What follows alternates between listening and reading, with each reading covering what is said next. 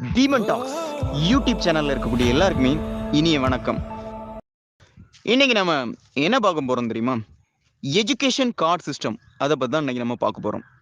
Smart card கேள்விப்பட்டிருக்கீங்க, Aadhaar card கேள்விப்பட்டிருக்கீங்க, PAN card கேள்விப்பட்டிருக்கீங்க. அதே மாதிரி எஜுகேஷன் கார்டு கண்டிப்பாக இனி வரக்கூடிய காலங்களில், இனி வரக்கூடிய தலைமுறைகளுக்கு கண்டிப்பாக அவசியமான ஒன்று. ஏன் எஜுகேஷன் கார்டு தேவைப்படுது?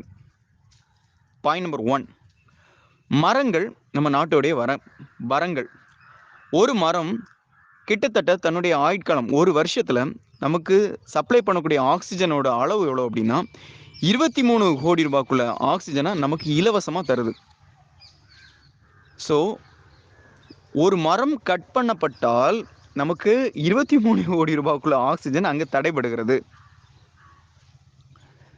நம்மளுடைய ஜனநாயக நாட்டில் எலக்ட்ரானிக் ஓட்டிங் மிஷின் அது கொண்டு வந்த காரணம் என்னென்னா, வாக்குச்சாவடி முறையில் அந்த துண்டு சீட்டில் நம்ம அடித்தோம் அப்படின்னா 2 லட்சம் மரங்கள் வெட்டப்படுது.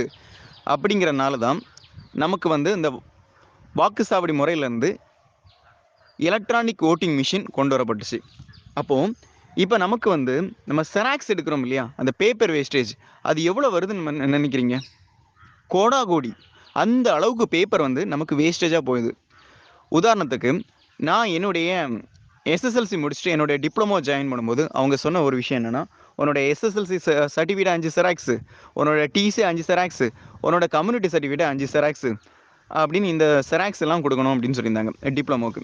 அப்புறம் டிப்ளமோ முடித்து என்னோடய யூஜி கம்ப்ளீட் பண்ணுறதுக்கு யூஜிக்கு ஜாயின் பண்ணேன். அப்போது யூஜியில் பிஇயில் என்ன சொன்னாங்கன்னா, உன்னோட டிப்ளமோ சர்டிஃபிகேட்டு, ப்ரொஃபஷனல் சர்டிஃபிகேட்டு, உன்னோட கன்சல்டேஷன் மார்க் ஷீட்டு, அப்புறம் உன்னோட 10th சர்டிஃபிகேட்டு, அப்புறம் உன்னோட டிப்ளமோ டிசி, இவ்வளவும் 5 செட் செராக்ஸன். எதுக்கு 5 செட் செராக்ஸு?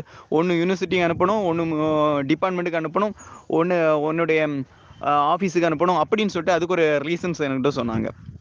ஸோ என்னுடைய யூஜி முடிச்சுட்டு அடுத்து பிஜி போகும்போது நல்லா புரிஞ்சுக்கோங்க, அந்த பிஜிக்கும் இதே சேம் ஃபார்மேட்டு. உன்னுடைய டிப்ளமோ சர்டிஃபிகேட் இத்தனை செராக்ஸு, பிஇ சர்டிஃபிகேட் இத்தனை செராக்ஸ் அப்படின்னு. இதுக்கு முன்னாடி ஒரு விஷயம் நான் உங்கள்ட்ட சொல்லலை, அது என்ன அப்படின்னா கவுன்சிலிங் போயிட்டு அந்த கவுன்சிலிங் சர்டிஃபிகேட் வெரிஃபிகேஷன் பண்ணும்போது அந்த செராக்ஸ் அவசியப்படுது. சார் இந்த பிஜி முடிச்ச பிறவாது அந்த சர்டிஃபிகேட் செராக்ஸ் கவுண்டிங் நிப்பாட்டிச்சானா? கண்டிப்பாக கிடையாது. ஸோ ஏதாவது ஒரு இடத்துல ரிசீம் கொடுக்கும்போதும் உன்னுடைய சர்டிஃபிகேட்ஸோட செராக்ஸை அனுப்பி வை. அங்கே போன பிறகும் மறுபடியும் இது பண்ணும்போது ஒரு கவர்மெண்ட் ஆஃபீஸர்ஸ் ஏதாவது ஒன்று கவர்மெண்ட் எக்ஸாம், அது நம்மளுடைய தமிழ்நாடு கவர்மெண்ட் எக்ஸாம்ஸாக இருக்கலாம், இல்லைன்னா சென்ட்ரல் கவர்மெண்ட் எக்ஸாம்ஸாக இருக்கலாம். அதை கிராக் பண்ணும்போது அவங்க சொல்லக்கூடிய விஷயம் என்னென்னா, ஒரு அட்டாஸ்டேஷன் வாங்கணும், உன்னோட சர்டிஃபிகேட் இந்த இத்தனை செராக்ஸ் எடுத்து இத்தனை பேர் கெசட்டட் ஆஃபீஸர்கிட்ட நீ அட்டஸ்டேஷன் வாங்கினா தான் நாங்கள் இது பண்ணுவோம். அதுக்கப்புறம் ஒரிஜினல் சர்டிஃபிகேட் வெரிஃபிகேஷன் ஒன்று. அதாவது ஒரிஜினல் நிரூபிக்கிறதுக்கு 1 லட்சம் செராக்ஸ் எடுக்க வேண்டியதாக இருக்குது. ஸோ இப்படி ஒரு தனிப்பட்ட நம்பரான எனக்கு இப்படின்னா, இப்போ என்னுடைய டிபார்ட்மெண்ட்டில் படித்தது 72 பேர், நல்லா புரிஞ்சுக்கோங்க. அப்போ 72 பேர் இந்த ஃபார்மேட்டை தான் கண்டினியூட்டி பண்ணி ஆகணும் அடுத்த ஃபியூச்சர் ப்ராசஸுக்கு, ஃபர்தர் ப்ராசஸுக்கு. அப்போ இத்தனை பேர் என்னுடைய டிபார்ட்மெண்ட்டு ட்ரிபிளியில் மட்டும் இத்தனை பேர்னா, இசி டிபார்ட்மெண்ட்டில் இத்தனை பேர், ஏரோநாட்டிக்கலில் இத்தனை பேர், ஏரோஸ்பேஸில் இத்தனை பேர், கெமிக்கல் இன்ஜினியரிங்கில் இத்தனை பேர், பெட்ரோலியம் இன்ஜினியரிங் இத்தனை பேர், ஆர்டிஃபிஷியல் இன்டெலிஜென்ஸில் எத்தனை பேர், மெக்கானிக்கல் இன்ஜினியரிங்கில் எத்தனை பேர், சிவில் இன்ஜினியரிங்கில் எத்தனை பேர், பயோமெடிக்கல் எத்தனை பேர், பயோடெக்னாலஜியில் எத்தனை பேர், இப்படி ஒவ்வொரு டிபார்ட்மெண்ட்லேயும் இத்தனை செட்ஸ் செராக்ஸ் போகும்போது ஒவ்வொரு university, Annamalai university, MGR university, Periyar university, Manonmaniam Sundaranar university, doctor Ambedkar university, இப்படின்னு அந்த தமிழ் யூனிவர்சிட்டி, திருவள்ளூர் யூனிவர்சிட்டி, இப்படி யூனிவர்சிட்டி வைஸில் ஒவ்வொரு பாரதியார் யூனிவர்சிட்டி, பாரதிதாசன் யூனிவர்சிட்டி, இவ்வளோ இதில் எத்தனை லட்சக்கணக்கான மக்கள் படிக்கிறாங்க யோசிச்சு பாருங்கள்.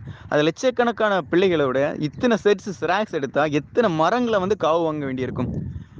இப்போமே பூமியோட வெப்பம் அதிகரிக்குது, ஓசனில் ஓட்டோன்னு சொல்கிறோம். இத்தனை மரங்கள், ஒரு மரத்தை நட்டு வளர்த்து பெருசாகணும் குறைஞ்சபட்சம் 10 வருடங்கள் ஆகுதுன்னா, ஒன்றுமே இல்லாமல் யூஸ்லெஸ்ஸுக்கு இத்தனை மரங்கள் வெட்டி முடமாக்கப்படுகிறது. ஒரு சிலிண்டர் ஆக்சிஜன் விலை தோராயமாக 5000 ரூபாய் என்று வச்சுக்கிட்டோம் அப்படின்னா, ஒரு மனுஷன் சுவாசிக்கிற எத்தனை சிலிண்டர் ஆக்சிஜன் தேவைப்படுது செயற்கையாக? இத்தனை மரங்களை ஒரு ஒரிஜினல் நிரூபிக்கிறதுக்கு 1 லட்சம் செராக்ஸ் அடித்தோம்னா இந்த மரங்களோட நிலைமைகள் என்ன யோசிச்சு பாருங்க. இதே இது டிஜிட்டலாக மாற்றிட்டோம் அப்படின்னா அந்த எஜுகேஷன் கார்டு சிஸ்டத்தை இத்தனை மரங்களுடைய இது சேமிக்கப்படும், வாழ்நாள் சேமிக்கப்படும். உதாரணத்துக்கு இந்த எஜுகேஷன் கார்டு சிஸ்டத்தோட அவசியத்தை சொல்கிறேன். அதாவது பிரபல அமைச்சரோட எஜுகேஷனில் சர்ச்சை, கல்வி சான்றிதழில் சர்ச்சை, அதை படிக்காமலே இவர் அரசு அதிகாரி ஆனார். இப்படிப்பட்ட இதுகள்லாம் தவிர்க்கப்படும். இப்போ 10th முடித்தவொடனே எஜுகேஷன் கார்டு சிஸ்டத்தில் அதை வந்து ஏற்றிடணும். இப்போ கொரோனாவுக்கு கூட இந்த செட்டு இன்ஜெக்ஷன் நீங்கள் போட்டிருக்காங்க, உங்கள் ஆதார் நம்பர் சொல்லுங்கள், இன்ஜெக்ஷன் போட்டிருக்காங்களா இல்லையான்னு சொல்லிட்டு. இந்த டேட்டில் வேக்சின் 1 போட்டிருக்காங்க, வேக்சின் 1 போட்டிருக்காங்க, இந்த டேட்டில் வேக்சின் 2 போட்டிருக்காங்க, இந்த டேட்டில் பூஸ்டர் டோஸ் போட்டிருக்காங்க அப்படின்னு வந்து தெரிவிக்கப்படுது. அதிலே இருக்குது. அதே மாதிரி 10th இந்த டேட்டில் இந்த ஸ்கூலில் இவங்க இல்லை முடிச்சிருக்காங்க, காலேஜ் வந்து இந்த யூனிவர்சிட்டியில் இவங்க முடிச்சிருக்காங்கன்னு அந்த டேட்லேயே பர்டிகுலர்லி அந்த கார்டில் அப்ளை ஆயிடுச்சுன்னா அதை ஒரு காலமும் அழிக்க முடியாது. சரிங்களா? ஒருத்தவங்களோட அட்ரஸ் மாறலாம், ஆனால் அவங்களுடைய 10th மார்க்கோ யூஜி பர்சன்டேஜோ பிஜி பர்சன்டேஜோ லைஃப் லாங்கில் மாற போகிறதே இல்லை. கடைசி வரைக்கும் அதே தான் அவங்க கண்டினியூ பண்ணி கொண்டு வர போகிறாங்க. இதே எஜுகேஷன் கார்டாக மாற்றிட்டோம் அப்படின்னா இந்த பிரச்சனைகள் வராது. அடுத்த விஷயம் என்ன அப்படின்னா, கரையான், சுனாமி, எர்த்துக்வேக், வீட்டில் ஃபயர் ஆக்சிடெண்ட், போகும்போது சர்டிஃபிகேட் மிஸ்ஸிங், இப்படிப்பட்ட பிரச்சனைகள் எல்லாமே தவிர்க்கப்படுது. சரிங்களா?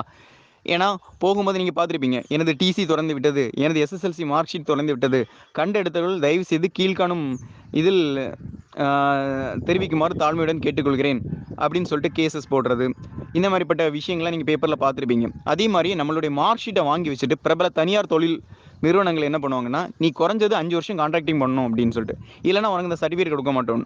அப்போ நல்ல ஜாப் கிடச்ச பிறகும் அவங்க போக முடியாத ஒரு சூழ்நிலை. இங்கே அவங்க லாக் ஆயிடுறாங்க. இந்த சர்டிஃபிகேட் அங்கே லாக் ஆனதுனால, இந்த ஒரிஜினல் லாக் ஆனதுனால. சமீபத்தில் கூட ஒரு பேராசிரியர் வந்து ஒரு காலேஜில் வந்து தற்கொலை பண்ணிக்கிட்டார். என்ன காரணம்? அவருக்கு வந்து கவர்மெண்ட் எக்ஸாம் கிடச்ச பிறகும் அந்த காலேஜில் அவங்களுடைய சர்டிஃபிகேட்ஸ் வந்து ஒரிஜினல் கொடுக்க மாட்டேன் அப்படின்றனால பர்டிகுலர் டைமில் கிடைக்காதனால அவரால் ஜாயின் பண்ண முடியலை. அந்த விரக்தியில் அவர் வந்து சூசைட் அட்டன் பண்ணிட்டார். இது நம்மளுக்கு தெரிஞ்சதில் 1001 ஒரு நியூஸாக நமக்கு வரும். ஆனால் எத்தனை பேர் இதில் பாதிப்படைகிறாங்க யோசிச்சு பாருங்க. அதாவது நம்மளுடைய சான்றிதழ் சரிபார்ப்புக்கு போகும்போது ஏதோ ஒரு டென்ஷனில் அந்த சர்டிஃபிகேட்டை தொலைச்சி வாழ்க்கையை தொலைச்சவங்க ஆயிரக்கணக்கான பேர். அந்த சர்டிஃபிகேட் வந்து எல்லாம் படித்து முடிச்சு அந்த சர்டிஃபிகேட்டோட வேல்யூ எப்போ இன்க்ரிமெண்ட் ஆகுது, அந்த ஒரு வேலைங்கிற ஒரு இதில் வரும்போது அந்த ஃபுல்ஃபில்னஸ் ஆகுது, கம்ப்ளீட்னஸ் ஆகுது.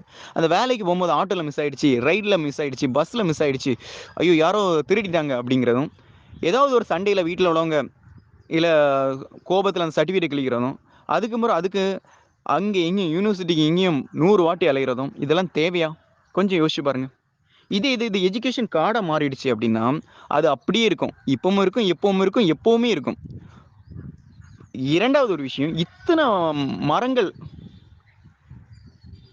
வெட்டப்படுறது வந்து தவிர்க்கப்படும் அந்த விஷயங்களை. இது உடனடியாக அரசு செயல்படுத்த தொடங்கினால் நம்மளுடைய இடம் பசுமை காடாக காட்சியளிக்கும். இந்த திட்டம் வந்து அமலுக்கு வந்துச்சுன்னா லட்சக்கணக்கான மாணவ மாணவிகள் இதன் மூலமாக பயனடைவாங்க. இந்த செராக்ஸ் எடுக்கிறது தவிர்க்கப்படும். ஏப்பா உன்னோட எஜுகேஷன் கார்டு நம்பர் சொல்லு. PR 8767213598. ஓகேப்பா. பேர் என்னது? ஓ, ராமேஸ்வரன், ஊர் தென்காசி மாவட்டம். 10th இங்கே படிச்சிருக்கீங்க, இது படிச்சிருக்கீங்க. ஓகேப்பா, வெரிஃபை பண்ணியாச்சு. ஸோ ஓகே, நீங்கள் எலிஜிபிள் அப்படின்னு ஸ்மார்ட் கார்டை ஸ்கேன் பண்ணிவிட்டு போன மாதம் நீங்கள் என்னெல்லாம் வாங்கியிருக்கீங்கன்னு சொல்கிற மாதிரி நீ 10th இந்த இதில் வந்து என்ட்ரி ஆகிருக்கு, +2 இங்கே இதில் என்ட்ரி ஆகிருக்கு, யூஜி இங்கே என்ட்ரி ஆகிருக்கு, இது இங்கே என்ட்ரி ஆகிருக்கு, மொத்தத்தில் முடிஞ்சது. இந்த செராக்ஸ் எடுக்கிறது தவிர்க்கப்படும். மொத்தத்தில் ஒரிஜினல் நிரூபிக்கக்கூடிய 1 லட்சம் செராக்ஸ் வந்து ஒட்டு மொத்தமாக தவிர்க்கப்படுது. ஒரு தனி நபருக்கு மட்டும் நான் சொன்னது, என்னுடைய டிபார்ட்மெண்ட்டில் எனக்கு மட்டும் நடந்ததை சொல்கிறேன். 72 பேர் அந்த மாதிரி எடுத்தாங்கன்னா எத்தனை பேப்பர்? அதுவும் இதை விட அந்த செராக்ஸ் எடுக்கக்கூடிய பேப்பர் வந்து GSM திக்னஸ் வந்து ரொம்ப அதிகம். அதாவது நம்ம நியூஸ் பேப்பரை விட 3 மடங்கு அது போடணும் அந்த GSM திக்னஸுக்கு. அப்படி தான் அந்த செராக்ஸ் எடுக்க வேண்டியிருக்கு. இது எல்லாமே மொத்தமாக தவிர்க்கப்படும். ஸோ இதன் மூலமாக நம்ம இடங்களில் மரம் வளர்ந்துச்சுன்னா தண்ணி பஞ்சம் இருக்காது, மாதம் மும்மாரி மழை பொழியும், ஓசோன் லேயர்களோட ஓட்டை அடைக்கப்படும், பூமியோட வெப்பநிலை அதிகரிக்க பதிலாக வெப்பநிலை கம்மியாகும். ஸோ நமக்கு ஒரு நல்ல வாழ்க்கை அந்த பூமியில் நம்ம வாழலாம். ஸோ உடனடியாக இந்த எஜுகேஷன் கார்டு சிஸ்டத்தை அமல்படுத்தணும்னு சொல்லிட்டு நான் வந்து கேட்டுக்கிறேன். நன்றி.